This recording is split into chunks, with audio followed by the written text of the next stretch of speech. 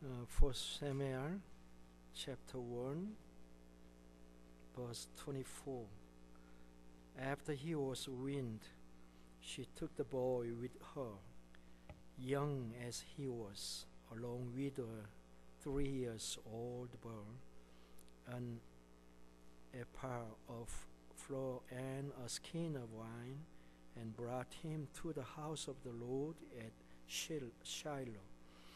When they had slaughtered the bull, they brought the boy to Eli, and she said to him, "As sure as you live, my lord, I am the woman who stood here beside you, praying to the Lord. I prayed for this child, and the Lord has granted me what I asked of him. So now I give to the Lord for his full life. He will be given over to the Lord." And he worshipped the Lord there. Amen.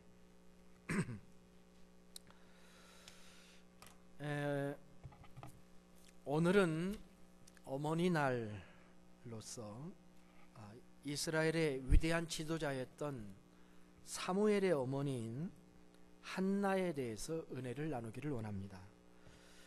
지금으로부터 3500년 전의 여인에 대한 이야기입니다마는 사무엘서 1장 2장을 읽어보면 금방 우리는 시대를 잃어버리고 이 스토리에 몰입되는 것을 발견하게 됩니다. 그녀의 스토리는 시대를 초월하는 스토리다, 이렇게 말할 수가 있겠습니다. 오늘날의 미국 안에 한나라는 이름이 얼마나 많은가 하는 것에 관심이 생겼어요. 그래서 좀 찾아보니까 한 통계에 의하면 한나를 퍼스트 네임으로 쓰는 사람이 7만 68명, 라스트 네임으로 쓰는 사람이 2만 7,532명. 그 재미있는 것은 7사람은 퍼스트 네임, 라스트 네임을 한나 이렇게 쓰는 사람이에요. 7명은 그렇게 써요. 그런 그 통계를 봤습니다. 왜 이렇게 10만 명이나 되는 사람들이 한나를 자신들의 이름으로 사용하는 것인지요. 뭔가 끌어당기는 힘이 있는 거 아니겠습니까? 뭘까요? 그 한나의 삶이 보편적인 인간의 정서를, 그 정서와 맞기 때문이 아닌가, 그렇게 생각을 합니다. 삶의 시련, 이런 것들이 보편적인 인간의 정서하고 맞는다, 그런 얘기입니다. 오늘의 스토리는 이렇습니다. 사사시대에 에브라임이라는 그 지파의 땅에 한 가정이 있었습니다. 그 가정에는 2명의 부인이 있었는데 첫 번째 부인은 부림이었고 두 번째 부인은 다산입니다. 다산. 사무엘상 1장 4절에 보면은 두 번째 부인 분인나에 대해서 이렇게 얘기를 합니다. 분인나와 그의 모든 자녀라고 이렇게 써 있어요. 영어로 보면은 그의 모든 아들들과 딸들, 이렇게 표현이 되어 있거든요. 상황이 보이죠? 한 아내는 자식이 없고 다른 아내는 자식들이 아주 많습니다. 비록 남편은 한나를 사랑한 것으로 보입니다마는 한나는 그것으로 만족이 되지 않았습니다. 뛰어다니는 아이들을 계속 보면서 한나의 마음속에는 점점 병이 들어갔었을 겁니다. 거기에다가 분인나는 자신의 유리한 지위를 이용해서 한나를 직접적으로 혹은 간접적으로 무시하고 괴롭혔습니다. 격동시켰다, 이렇게 표현되고 있습니다. 아마 제가 여인이라도 이런 상황 속에서 산다고 하는 것은 살고 싶지 않았을 겁니다. 죽고 싶은 마음이 있었을 거다, 이런 생각을 하게 됩니다. 이런 상황에서 가정에 경사가 생겼는데 그거는 가족들이 실로에 있는 성소에 올라가고 있습니다. 남편이 해마다 제사를 드리기 때문이에요. 원래 남편의 지파는 레위 지파였습니다. 레위 지파였었는데 에브라임 땅에 파견되어 나와 있던 고핫 자손입니다. 고핫이라고 하는 사람은 레위의 아들 중에 하나였는데 출애굽기에 보면은 이 고핫 자손이 하는 일은 성소의 기구들을 다루던 지파였습니다. 성소 안에, 지성소 안에 모든 기구들이 많잖아요. 성전의 그 모든 것을 책임지는 그런 지파였습니다. 그런데 이제 광야가 아니라 가나안 땅에 들어온 이후에는 그 임무가 좀 줄어들 수가 있고, 그리고 12지파의 레위 지파는 흩어져서 살아야 된다라고 하는 원칙에 따라서 이 가정이 에브라임 지역에 들어와서 살았던 것으로 보여집니다. 가나안 정착 이후 이미 수백 년이 지났기 때문에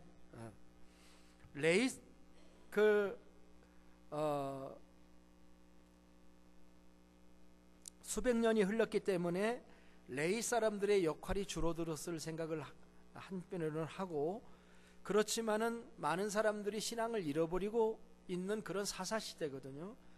그런 가운데 적어도 레위 사람 중 고핫의 자손인 한나의 남편 엘가나만큼은 매년 하나님 앞에 나가서 예배를 드리는 신앙의 사람이었다는 것을 말하고 있습니다. 이런 축복받은 믿음의 사람을 가장으로 두고 있다고 하는 것은 무한한 축복이 아닐 수가 없는 거죠.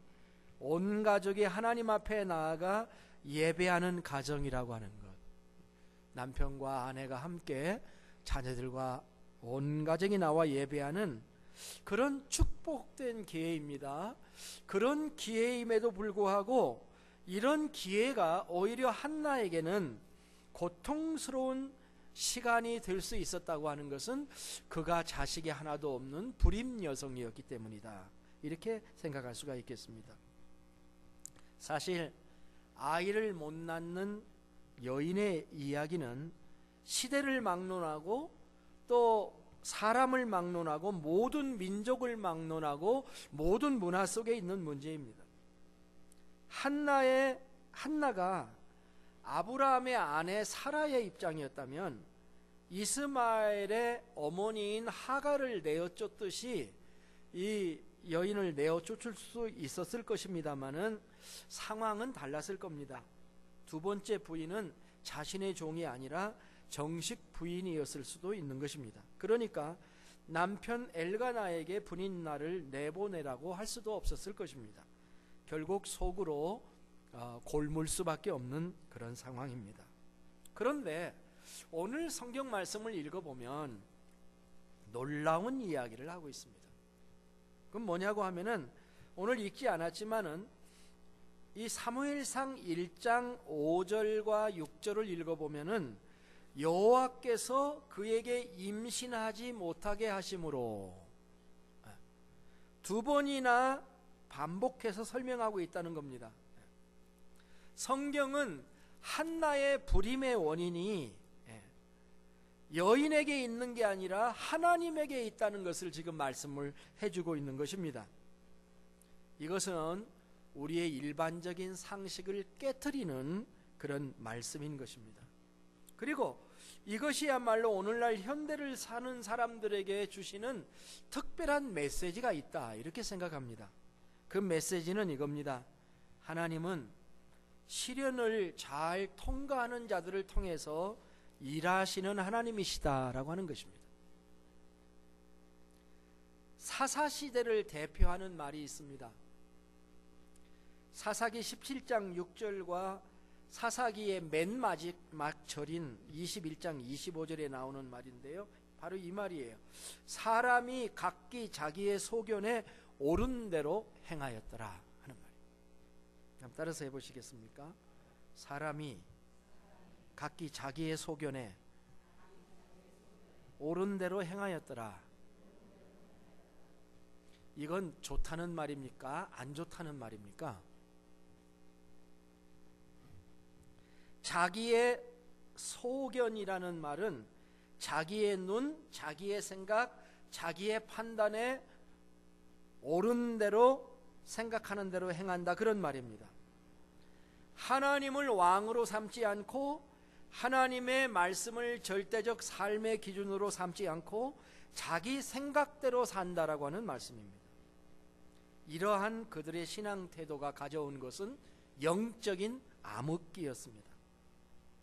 지금 이스라엘은 모세와 여호수아가 죽은 다음에 그들을 이끌 차세대 지도자가 없었습니다. 간혹 사사들이 등장했지만 아시는 대로 사사들은 위기 관리자들이었을 뿐이었고 하나님의 뜻대로 민족 전체를 이끌지 못하고 있었습니다. 이때 하나님은 한 사람을 일으키기를 원하셔서 지금 믿음 좋은 가정에서 그 일을 시작하십니다마는 놀랍게도 한 가정에서 여인을 불임을 하지 못하게 만들고 불임을 경험하고 있는 한나의 가정을 선택하셔서 하나님은 지금 그 일을 시작하고 계셨다라고 하는 것입니다. 그렇습니다.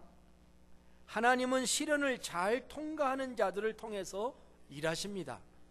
어쩌면 그 시련을 하나님이 주신 것인지도 모르겠습니다. 두 번째, 우리는 그렇기 때문에 시련이 올 때마다 원망이나 불평을 하는 대신 기도로 하나님께 나아가야 한다라고 하는 것입니다. 많은 사람들은 자신의 열등감을 자신의 못남으로 치부하며 스스로 자기를 무너뜨리는 데 사용합니다. 그러나 하나님은 우리의 열등감을 반대로 사용하셔서 하나님의 영광을 위해 사용한다면 우리는 우리의 생각을 바꿔야 합니다. 당사자들은 아무도 몰랐지만 그것 때문에 감정의 격동이 일어났지만 성경 기록자는 말하기를 이것이 하나님에게서 난 것입니다라고 말함으로 기묘하신 하나님을 바라다 보고 기도하게 만들어주는 겁니다. 이것이 한나 이야기에서 우리에게 주시는 교훈입니다. 우리는 불임 문제로 고통스러워하는 한나를 봅니다. 두 번째 보는 한나는 기도의 사람인 한나를 보고 있습니다. 자, 고통이 오면 기도를 하는 것, 이게 한나의 교훈입니다. 엘가나가 살던 라마다임 소빔에서 실로까지의 거리는 대략 15마일입니다. 요즘 우리는 15마일은 그냥 15분이면 가지요. 그건 고속도로 얘기고 산길 15마일이면은 만만하지 않습니다. 그렇죠? 옛날엔 길도 좋지 않았습니다. 그래서 이거 온 가족이 부지런히 걸어도 풀리 이틀은 걸릴 그런 거리가 아닌가 이렇게 생각을 해요. 엘가나가 이렇게 온 가족을 대동하고 산길 실로를 올라가려고 하는 이유는 거기에 중앙 성소가 있기 때문이었습니다. 아시는 것처럼 아직 예루살렘은 개발이 되지 않은 그런 당시에 실로의 중앙 성소가 있었던 거죠. 엘가나는 이곳으로 매년 올라가서 만군의 여호와이신 하나님 앞에 예배하며 제사를 드렸던 거죠. 당시의 신앙 형태로 보아서 쉽지 않은 것이었다는 거예요. 이건 당연한 것이 아니었습니다.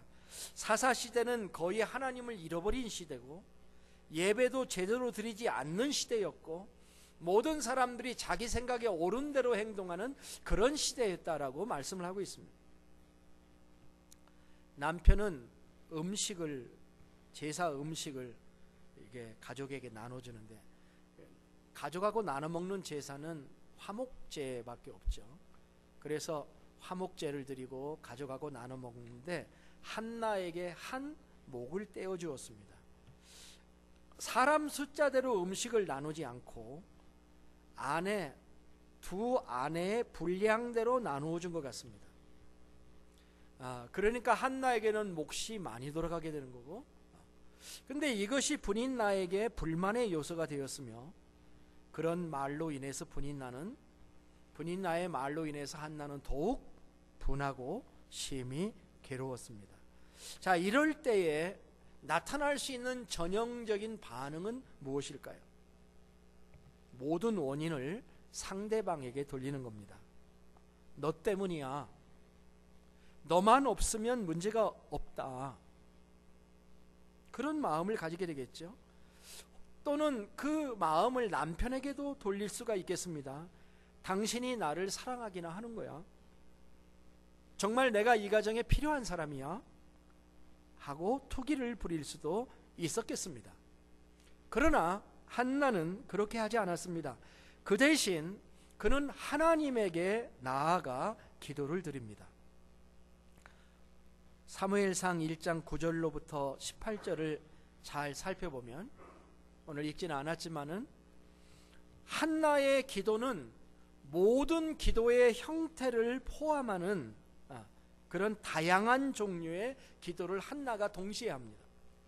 통곡 기도도 있고, 그냥 기도도 있고, 통곡 기도도 있고, 서원 기도도 있고, 긴 시간 하는 기도도 있고, 여러 종류의 기도를 드립니다. 이걸 살펴보면 한 5가지로 생각해 볼 수 있는데, 첫 번째는 한나의 기도는 그냥 우리가 보통 말하는 기도라고 하는 그런 기도를 드립니다. 인격적으로 드리는 기도죠. 점잖게 하는 기도입니다. 주로 우리의 지성을 사용해서, 우리의 의지를 사용해서 하나님께 드리는 우리 기도를 기도라고 말할 수 있습니다. 두 번째 기도는 통곡 기도입니다. 통곡 기도가 뭡니까? 말 그대로 통곡하면서 하나님께 드리는 기도죠. 감정이 뒤따라옵니다. 감정이 폭발합니다. 마음속에 담긴 한을 풀어놓는 기도예요. 그래서 이것을 종종 간구라고 합니다. 간절한 기도, 간구. 빌립보서 4장 6절 7절에서 기도와 간구로 너의 구할 것을 하나님께 아뢰라고 한 바로 그 분류입니다. 눈물과 콧물이 쏟아지는 기도입니다. 아무에게도 말할 수 없던 것을 말하는 기도예요. 말로 다 할 수 없는 것을 탄식으로 하나님께 아뢰는 기도입니다. 그게 통곡 기도예요. 통곡 기도 해보셨죠? 세 번째는 서원 기도입니다. 11절입니다. 1장 11절.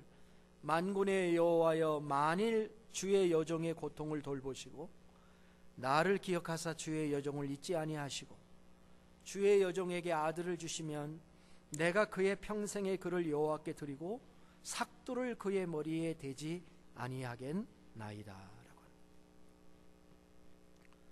이게 서원 기도인데요. 어제 새벽에 레위기를 마지막으로 마쳤는데요. 그 마지막 장 27장에 보니까 서원 예물에 대한 말씀이 있었습니다. 서원에는 말로 하는 서원이 아니라 예물을 함께 드리게 되어 있었습니다. 구약에서는. 그래서 만일 한나가 레위기의 법에 따라서 서원 예물을 드렸다면 성소의 세겔로 은 30세겔을 드렸을 것이라고 생각을 합니다. 그런데 한나는 그렇게 서원한 것뿐만이 아니라 더 강력한 서원을 합니다. 그것은 만일 하나님께서 내게 아들을 주신다면, 분명히 아들이었어요. 딸이 아니고, 자녀를 달라고 한 게 아니라 아들을 달라고 기도했는데, 아들을 주시면 그 아들을 평생 하나님께 드리겠다고 서원을 합니다. 그리고 그 아들을 평생 드리는 그 아들을 나실인으로 키우겠다. 나실인이라고 하는 그런 그 성별된 그룹의 사람들이 있잖아요.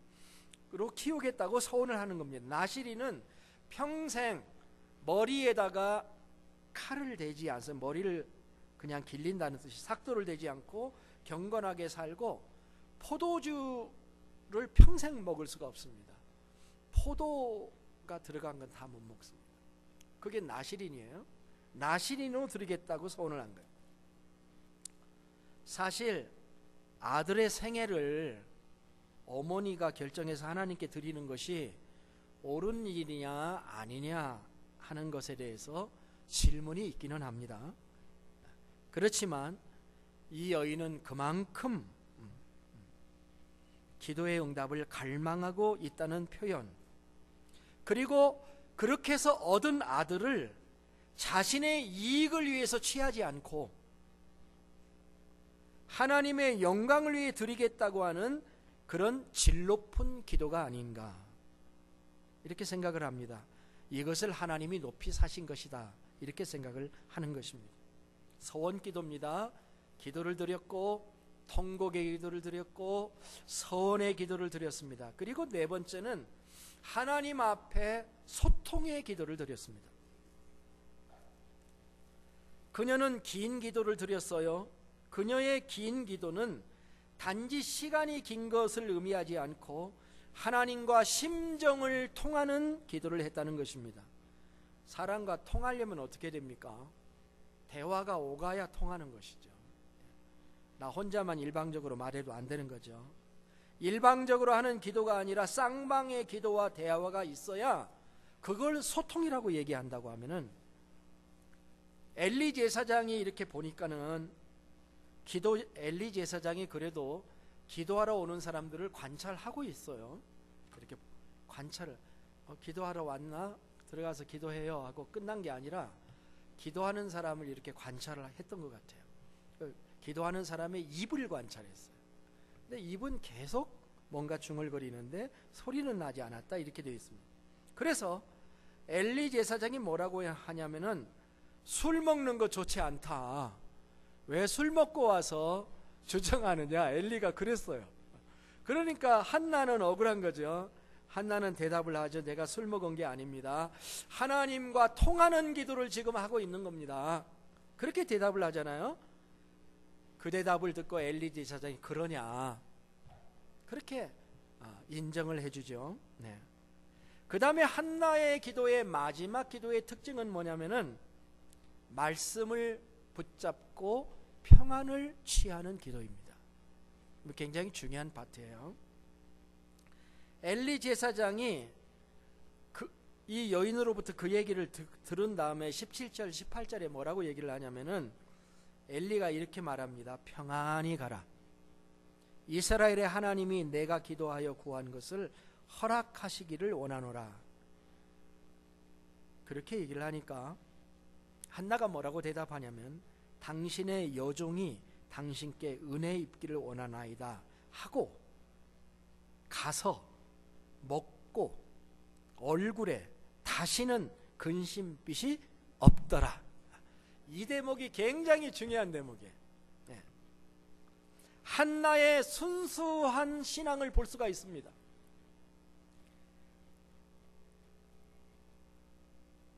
불안 초조하면은요, 뭐가 안 됩니다. 그런데 불안 초조한 것이 아니죠. 엘리 제사장의 말씀은 내년 이맘때 네가 아들을 낳을 거다, 그렇게 말한 것도 아니에요. 엘리 제사장은 다만 축복을 했어요. 내 기도가 응답되기를 원한다라고만 말씀을 했어요.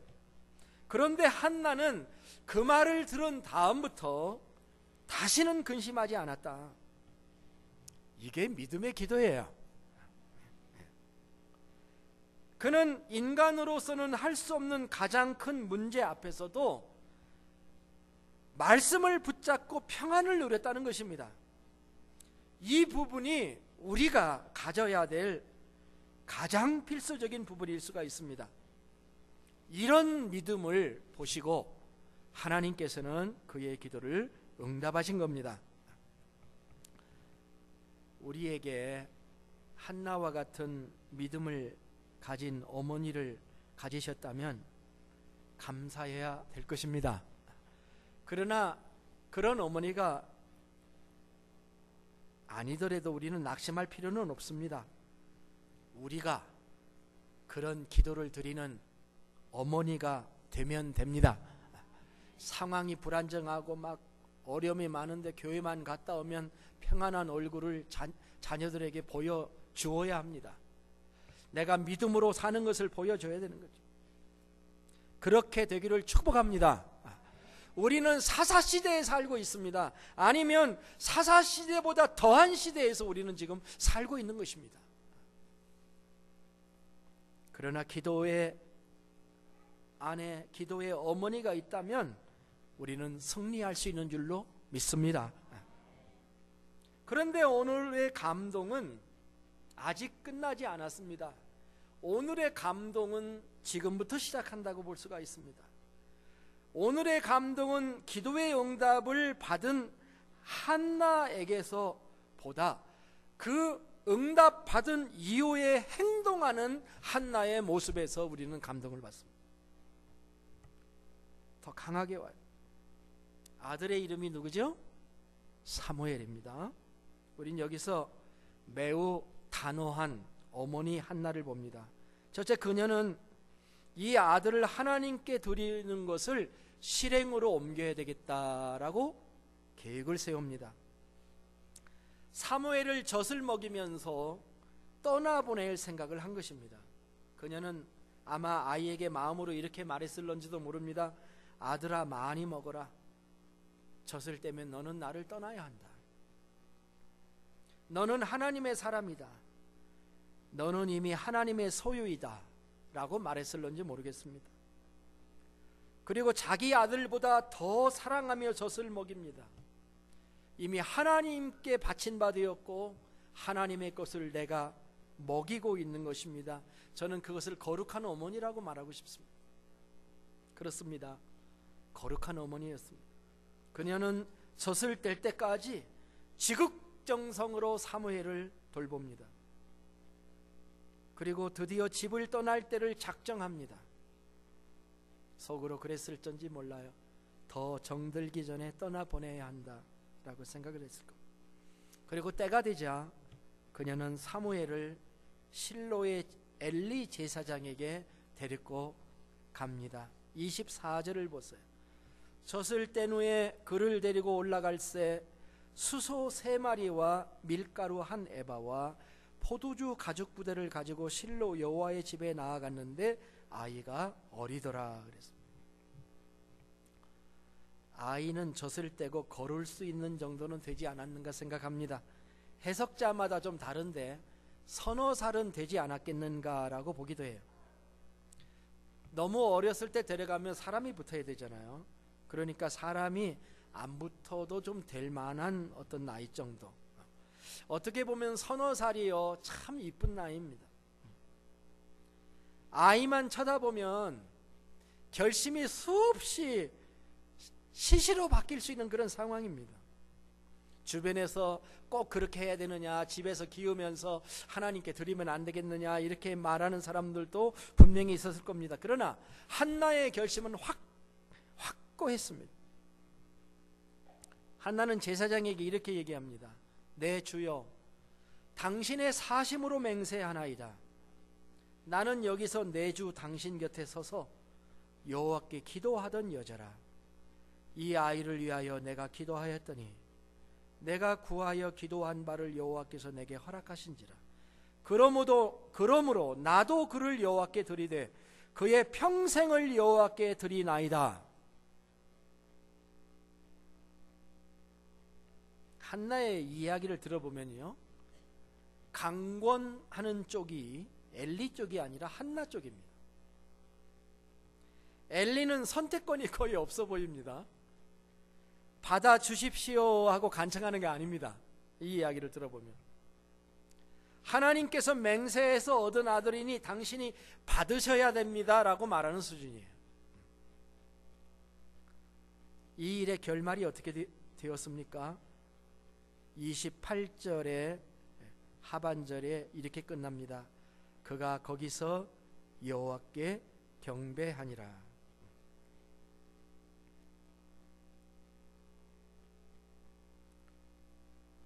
여기서 그가 누굽니까?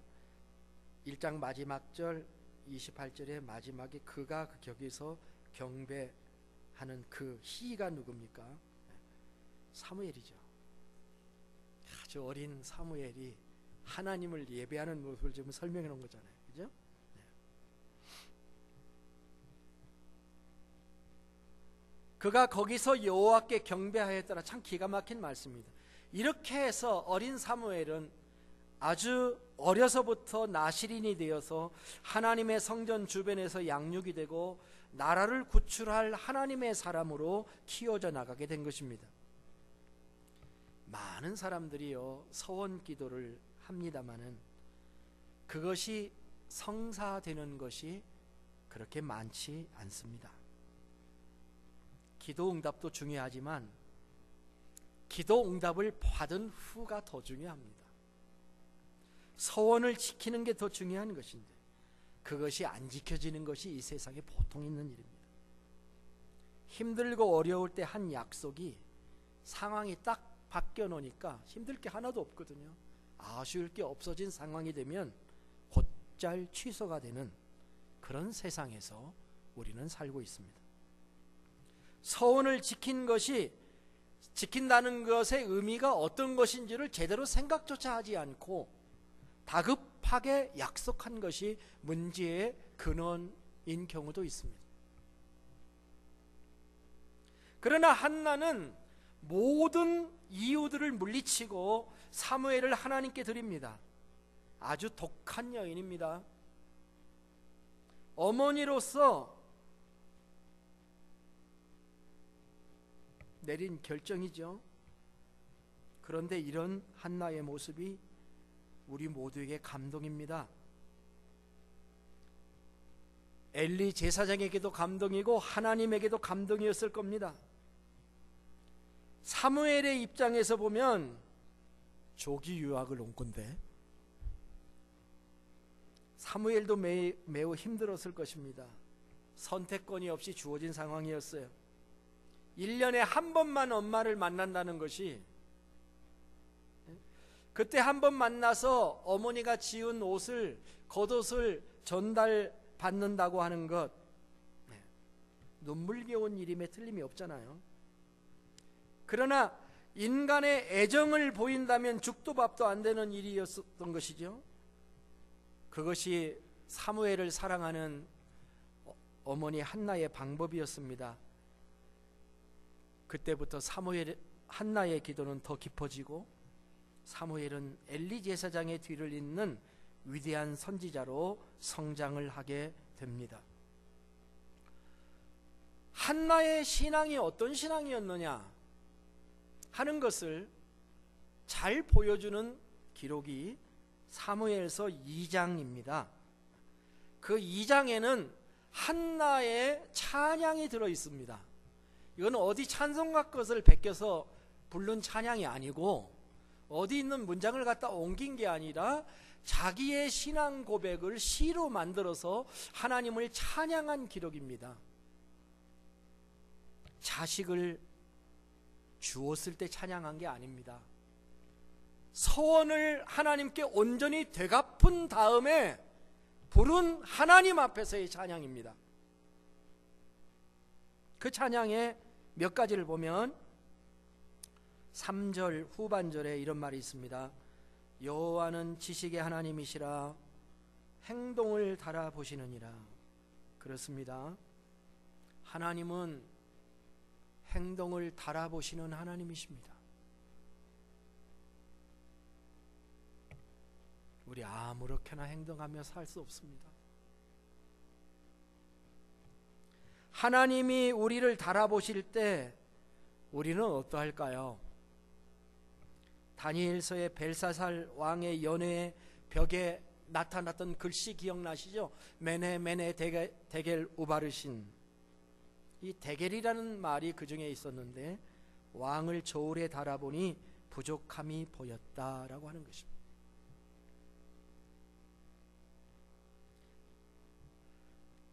하나님은 지식의 하나님이시어서 우리의 행동을 달아보시는 하나님이시다. 한나는 그렇게 고백을 했습니다. 참 놀랍습니다. 또 한나는 6절 7절에서는 뭐라고 얘기했냐면 여호와는 죽이기도 하시고 살리기도 하시며 스올에 내리기도 하시고 거기서 올리기도 하시는도다. 여호와는 가난하게도 하시고 부하게도 하시며 낮추기도 하시고 높이기도 하시는도다. 반전, 단어가 있죠. 뒤집는다는 것입니다. 하나님은 상황 반전을 하시는, 한나는 반전을 경험한 사람이고 역전을 경험한 사람입니다. 하나님은 언제든지 상황을 180도로 바꿔놓을 수 있는 그런 하나님이시다. 한나의 신앙 고백이에요. 그녀의 축복은 여기서 끝나지 않습니다. 엘리 제사장이 이렇게 매년 엘가나 식구들이 성전에 오는 것을 봅니다. 매년 오는데 둘째 부인은 자녀들을 여러 데리고 와요. 첫 번째 부인은 달랑달랑 혼자 와요. 그런데 그 부인의 아들인 사무엘은 자기 곁에 있어요. 자, 엘리 제사장이 어떤 마음을 가지게 되겠습니까? 그래 이렇게 기록합니다. 여호와께서 이 여인으로 말미암아 내게 다른 후사를 주사 이가 여호와께 간구하여 얻어 바친 아들을 대신하게 하시기를 원하노라. 엘리 제사장이요, 사람이잖아요. 모성애를 모르겠습니까? 돌아가는 걸 모르겠습니까? 한나를 보니까 하나 있는 거 기도 응답 받아가지고 하나님께 소원으로 바치고 그걸 실행하고, 자기는 매년 혼자 겉옷 하나 지어가지고 올라오잖아요. 그걸 보고 이 제사장의 마음이 움직였습니다. 하나님, 이 아이 대신 다른 아들을 내게 주시기를 원한다. 이렇게 얘기를 했습니다. 그리고 이 축복이 그대로 가정에 임합니다. 사무엘상 1장 21절에 보니까 이렇게 기록하고 있어요. 여호와께서 한나를 돌보시사 그로 하여금 임신하여 세 아들과 두 딸을 낳게 하셨고 아이 사무엘은 여호와 앞에서 자라니라. 아멘. 사무엘이 세 아들 속에 들어있는지 안 들어있는지 이건 여러분이 판단하세요. 그러니까 세 아들과 두 딸, 다섯을 그 이후에 더 낳게 하셨고 사무엘까지 치면 6 아들을 낳게 된 거죠. 이런 축복을 하나님께서 주셨다는 거죠. 6 자녀의 어머니가 된 것입니다. 엄청난 변화가 그 가정에 일어나는 것이다 하는 거죠. 말씀을 맺겠습니다.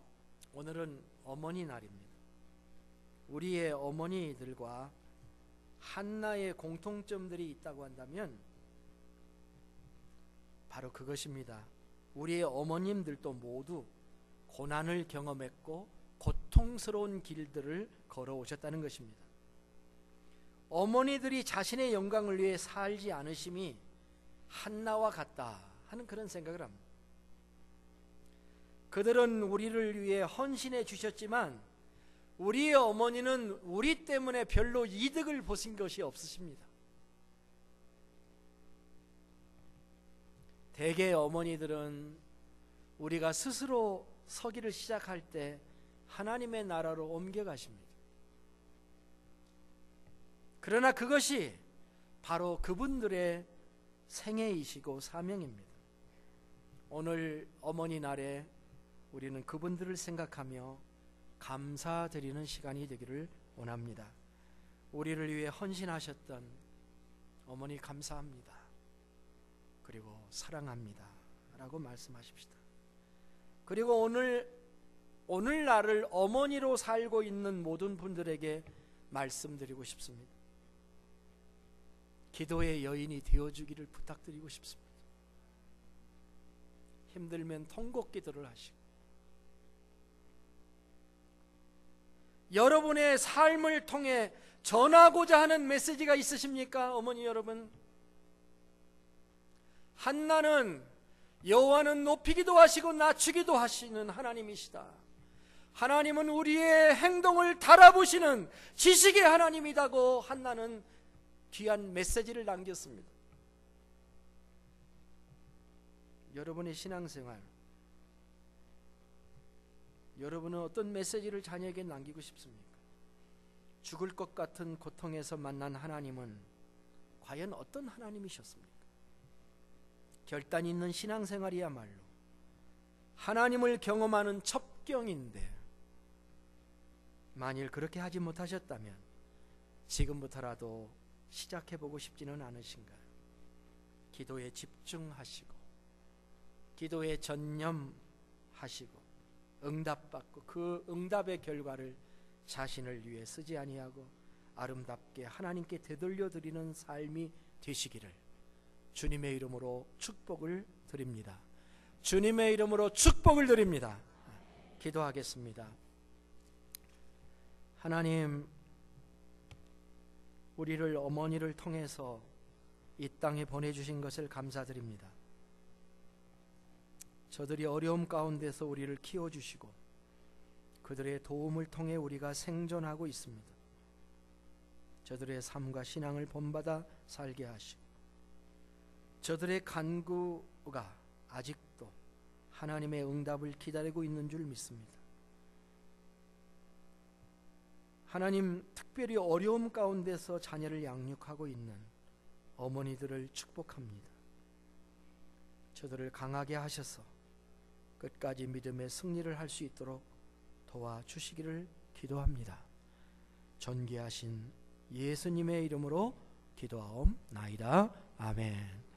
다 같이 일어나셔서 찬송가 578장을 부르시겠습니다.